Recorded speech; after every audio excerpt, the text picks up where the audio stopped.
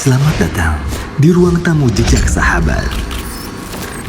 Bismillah, Assalamualaikum warahmatullahi wabarakatuh. Sobat Jejak Sahabat dimanapun sobat berada, kembali lagi di ruang tamu Jejak Sahabat. Dan Alhamdulillah kali ini kita kedatangan guru kita, Ustadz Abdullah Amir Maryatan, Hafizahullah. Gimana Ustadz, kabarnya Ustadz? Alhamdulillah sehat. Gimana antum? Alhamdulillah sehat Ustadz. Sibuk apa sekarang Ustadz? Ana seperti biasa saja, mengumpulkan bekal Masya Allah. pulang, insyaallah ta'ala. Pun sedang pandemi begini tetap aja Ustadz harus Ustadz. Ya, kita tetap harus bersemangat, ya. Karena pandemi bukan penghalang untuk beribadah kepada Allah Subhanahu wa taala, dan mudah-mudahan Allah segera mengangkat pandemi ini supaya kita bisa beribadah lagi sesempurna sebelumnya ketika belum datang pandemi. Kangen kajian Ustadz sebenarnya. Iya, Masya Allah. Kita kangen keberkahannya ya. Masya Allah ya Ustadz. Ngomong kali ini kita akan bahas tentang hijrah Ustadz sebenarnya. Masya Apalagi di Allah. masa pandemi ini banyak teman-teman yang bercerita ke kita Ustadz. Awal mulai hijrah itu mereka kadang-kadang ada yang ditinggalin orang tuanya, dimarahin orang tuanya, ditinggalin teman-temannya. Ada yang kehilangan kerjaannya untuk hijrah ini Iya. Ustadz. Dan macam-macam Ustadz. Segala bentuk hijrah lah Ustadz ya. Nah, yang kita ingin tanyakan ke Ustadz ini, apakah dulu para sahabat itu ketika hijrah itu ada mulus Ustadz? Apa ada rintangannya lebih berat dari kita Ustadz? Soalnya Oh, banyak Masya teman-teman Allah. di sini yang butuh motivasi Ustadz dan nasihat supaya ketika hijrahnya itu lebih kuat lah Ustadz gitu. Masya Allah. Yang pertama kita harus ketahui ya, hijrah itu ibadah yang menjadi sunnatullah setiap orang yang berpihak kepada perkara yang hak. Jadi kalau kita lihat sejarah para nabi sebelum Nabi Muhammad SAW, maka para nabi dengan umatnya yang beriman kepada mereka itu semuanya melakukan hijrah. Dan Rasulullah SAW di dalam sebuah hadis yang sahih beliau mengatakan, al-muslimu man salimal muslimuna min lisanihi wa yadihi. Orang muslim itu adalah orang yang selamat saudaranya yang lain dari lisan dan tangannya. Kemudian Rasul bilang, wal muhajiru man hajara manahallahu anhu. Dan orang yang berhijrah itu adalah orang yang meninggalkan seluruh apa yang dilarang oleh Allah Subhanahu wa taala. Jadi setiap yang mengambil agama ini, yang berpegang teguh kepada agama ini, pasti dia akan berhijrah. Hanya saja kita sering menganggap bahwasanya hijrah itu adalah perkara yang mudah, mengubah keadaan, mengubah keimanan, mengubah ketaatan kepada Allah Subhanahu wa taala itu seperti membalikkan telapak tangan. Padahal faktanya semua yang berhijrah itu akan mengalami ujian. Sebagaimana yang dirasakan oleh para sahabat Rasulullah SAW. Contoh misalkan, sahabat yang mulia Mus'ab bin Umair. Mus'ab bin Umair ini di antara pemuda Makkah yang kalau boleh dibahasakan sekarang ini anak gaulnya gitu ya. Gaulnya Masya Allah. Artinya karena beliau disebut oleh para ulama sebagai syabun mudallal. Syabun mudallal itu artinya seorang pemuda yang dimanjakan oleh orang tuanya. Jadi seluruh yang terbaik itu dimiliki oleh Mus'ab bin Umair.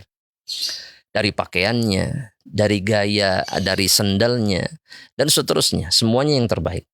Bahkan Sa'ad bin Abi Waqqas mengatakan dulu, kami tahu kedatangan Mus'ab bin Umair kalau datang kepada kami itu dari jarak beberapa meter, dan kami tahu Mus'ab berada di satu tempat sebelumnya itu karena bau badannya itu selalu beraroma harum. Beliau Masya memakai Allah. minyak wangi yang begitu luar biasa. Dikenal di kalangan para pemuda seperti itu.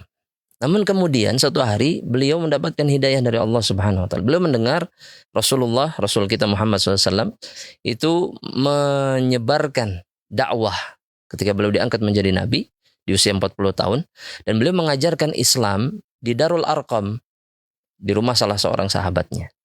Jadi Mus'ab itu masuk Islam di 3 tahun pertama dakwah sirriyahnya Nabi Muhammad SAW. Lantas apa yang terjadi kepada Mus'ab? Maka para ulama seperti Ibnu Ishaq dan yang lainnya mengatakan bahwa keadaan Mus'ab itu berbalik 180 derajat karena kabar keislamannya kemudian sampai kepada telinga ibunya. Ibunya yang memanjakan Mus'ab semenjak kecil.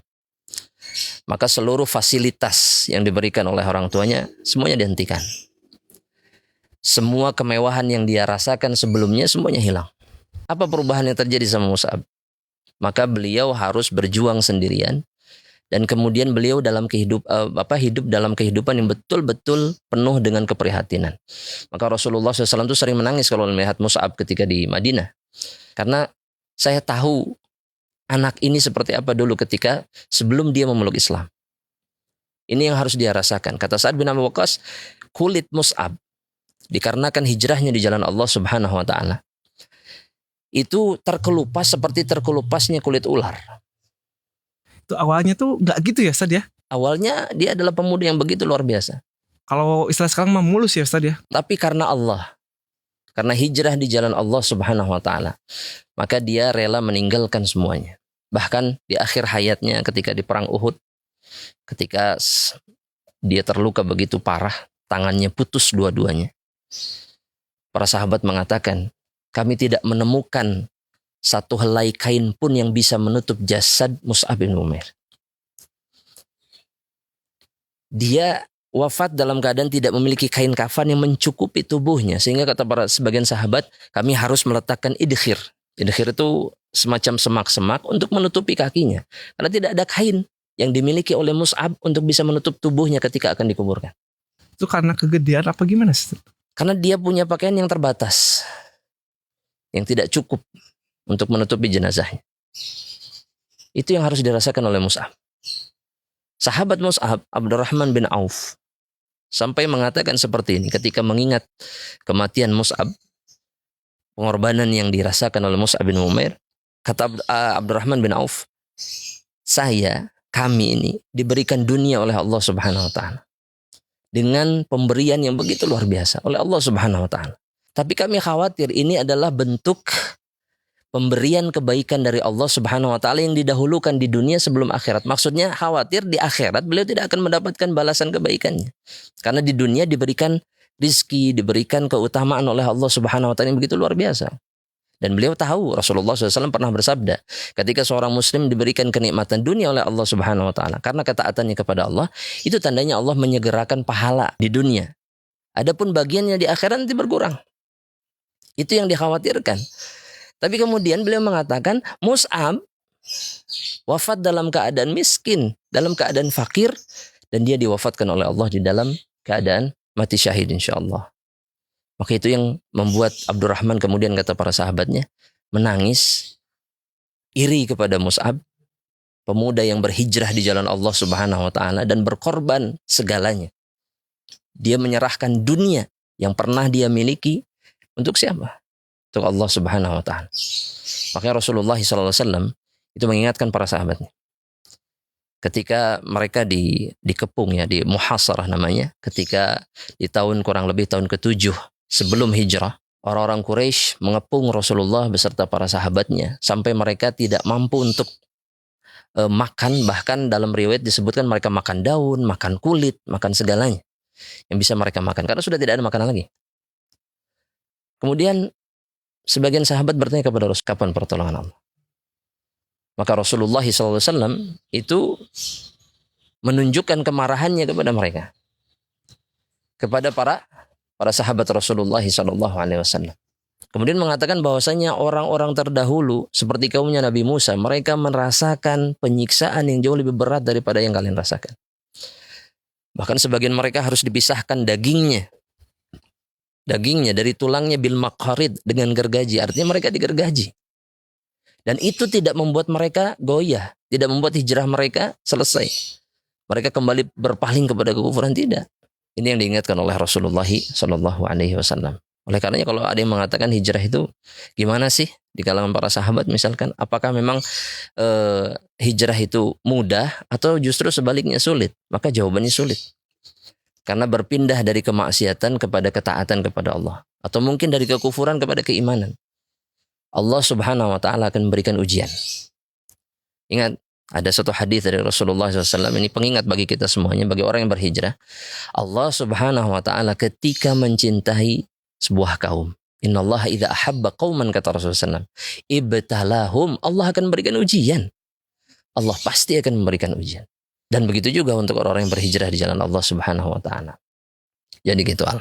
Masya Allah. Iya, itu kalau misalnya dengar kisah kayak gini tuh bisa meringankan ya Ustaz ya. perjuangan hijrah teman-teman sekarang. Sedangkan sekarang kita baru dikasih satu ujian yang misalnya dari orang tua atau dari temennya atau dari pekerjaan itu langsung ngeluh, Ustaz. Ada mungkin kiat-kiat atau satu cerita lagi, Ustaz, yang bisa lebih menguatkan kita ketika kita ingin hijrah, Ustaz. Karena ya teman-teman tuh masih banyak galau, Ustaz, sekarang tuh. Termasuk anak pribadi, Ustaz. Ketika hijrah tuh pengennya mulus-mulus saja, Ustaz. Masya Allah, Ustaz. Allah Subhanahu wa taala, ya Allah Subhanahu wa taala itu memang ketika melihat ada hambanya yang berubah ya, mengubah dirinya kepada perkara yang lebih baik, maka Allah Subhanahu wa taala itu akan memberikan ujian. Jadi ujian kesungguhannya, ujian kejujurannya. Allah Subhanahu wa taala berfirman di dalam Al-Quran yang artinya kata Allah Subhanahu wa taala, apakah kalian mengira kalian akan dibiarkan begitu saja? Orang-orang mengatakan kami beriman kepada Allah Subhanahu wa taala. An yaqulu amanna wa hum la yuftanun. Kemudian mereka tidak diuji oleh Allah Subhanahu wa taala. Allah ingin tahu. Allah Maha tahu. Tapi kemudian Allah ingin menguji kadar kekuatan, kesungguhan yang dimiliki oleh seorang hamba Allah Subhanahu wa taala ketika dia berhijrah di jalan Allah Subhanahu wa taala. Nah, ujian yang diberikan oleh Allah Subhanahu wa taala itu ditimpakan oleh Allah sekadar kemampuan dan kekuatan hamba tersebut untuk menerimanya. Jadi ketika kita mendengar para sahabat misalkan sampai harus mengalami kehidupan yang penuh kesengsaraan, bahkan seperti keluarga Abu Salamah misalkan, mereka harus mengalami kejadian keadaan di mana Abu Salamah harus berpisah dengan istrinya Ummu Salamah, kemudian berpisah dengan anaknya selama 1 tahun di dalam kebimbangan. Kalau dulu kita nggak tahu, kita nggak bisa ngecek mungkin dengan via HP, via WhatsApp dan seterusnya, nggak bisa. Mereka harus terpisah tanpa mengetahui keadaan masing-masing. Ini perkara yang tidak ringan. Ummu Salamah ketika menceritakannya, aku menangis setiap hari selama 1 tahun. Karena aku dipisahkan dari suamiku, aku dipisahkan dari anakku. Semua itu terjadi untuk menguji kadar kekuatan iman mereka. Itu terjadi dalam keadaan kaumnya Abu Salamah dengan Ummu Salamah masing-masing mempengaruhi satu sama lain agar keduanya ini, suami istri ini kemudian kembali kepada agama leluhur mereka. Tapi mereka tidak mengikuti keinginan itu. Mereka tetap teguh di atas jalan Allah Subhanahu wa taala.